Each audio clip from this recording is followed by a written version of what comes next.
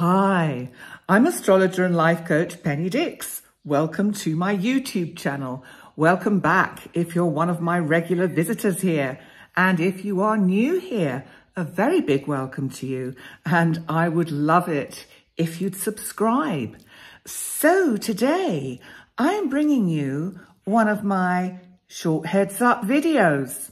And the subject for today, which is the 9th of May, 2023, is about the sun, our life giver, our energy giver, literally, it is our food of life. It is everything to us.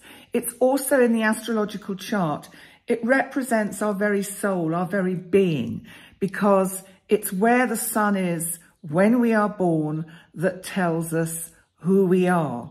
So, for example, someone who has a birthday today, the 9th of May, the sun is conjunct my big outer boy, my planet of the unexpected, surprises and shocks, Uranus. So that's what I'm actually going to talk about today. This conjunction today between the sun and Uranus. Now, if it is your birthday today, or if you have, supposing you give birth to a baby today, wow, this person is going to make their mark on the world, I would think. They're going to be very innovative. They're going to be very inventive. They're going to be very rebellious. And if it's just your birthday today, well, you might find you are feeling like breaking out a bit, breaking free, doing something a little bit unusual. But let's be clear about how long this energy lasts, because the energy of all the transits I talk about take a couple of days in general to build up to. So we will be aware and will have been aware the few days leading up to the Sun Conjunct Uranus, we will have been aware of a kind of tenseness or a tightening of the energy. Tenseness. My God, sometimes my English is appalling. Anyway, carrying on. And obviously the energy will also last for a couple of days beyond. But what I do is I bring up the event chart and I look at what else is going on astrologically, so we can get a sense of how the 9th of May is going to unfold.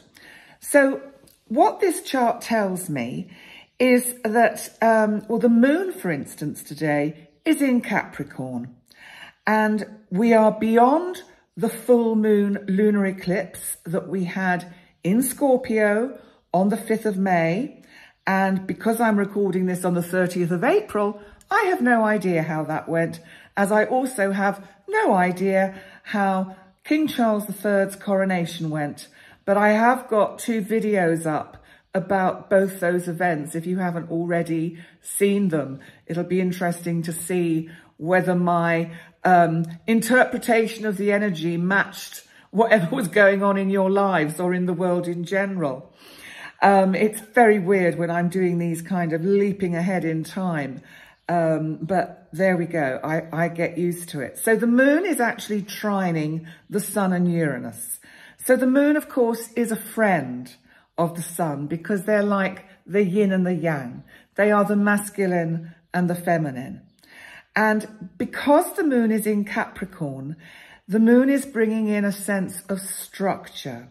But the moon is not actually very comfortable in Capricorn because it's in opposition to Cancer, which is the sign it rules. So we always see a planet when it's in opposition to its ruling sign as not feeling very comfortable where it is. And you see, Capricorn is an earth sign, so it embeds it down a bit. It slows down that free-flowing kind of lunar energy. And the moon, of course, is a water sign. It's also cardinal because it rules Cancer, which is cardinal. So that's where the two kind of meet up and we get a kind of communication between the moon in Capricorn and Cancer.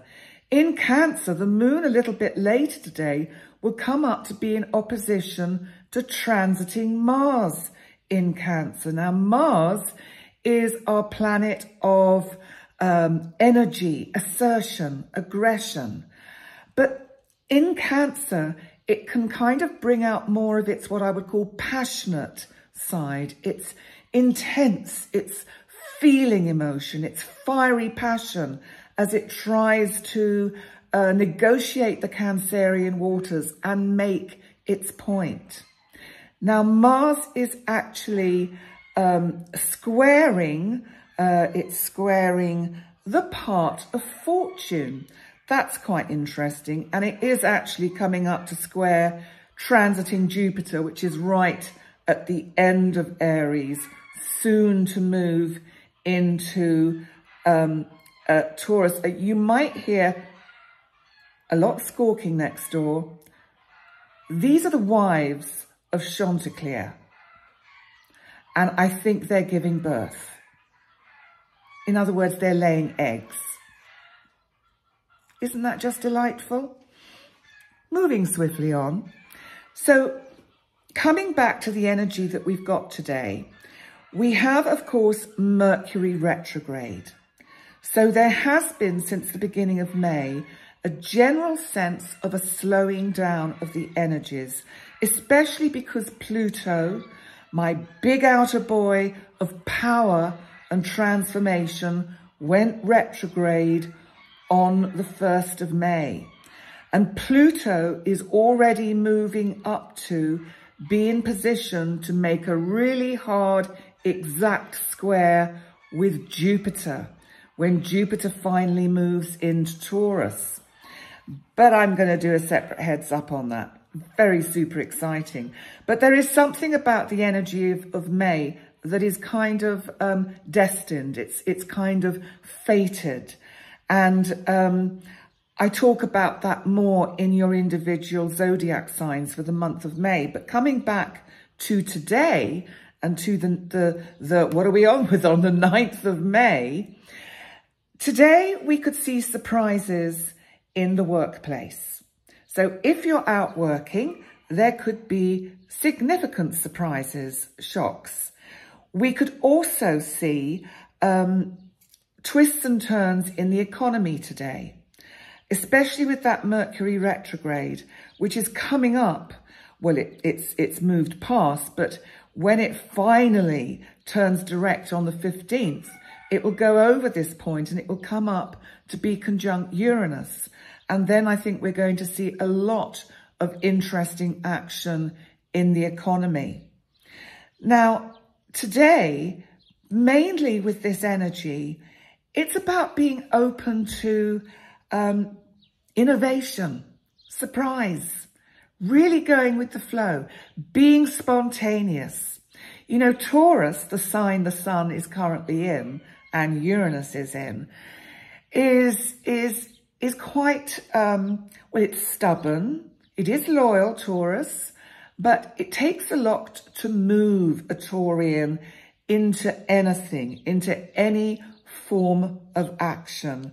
And speaking as a Taurian, I can tell you there are many times throughout my life that I frustrated my friends and people that meant well, like mentors, when they tried to get me to kind of move generally in my life or move my ideas. I was very fixed. I was kind of quite typically Taurian, and hence being quite a late starter business-wise and not launching this current business till I was 65, which I find extraordinarily interesting, but it's incredibly exciting.